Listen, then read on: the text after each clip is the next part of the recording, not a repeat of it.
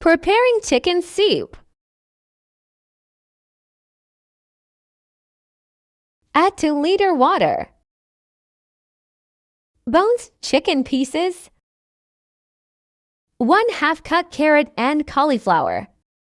Add 1 tsp salt, 1 tsp black pepper, 1 chicken cube, shredded chicken.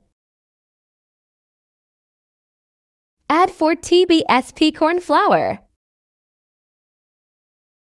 Add 1 beaten egg.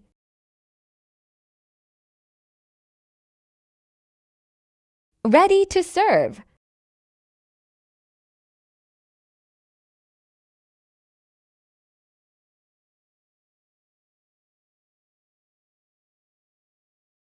Serve soup with chili and soy sauce and chili sriracha.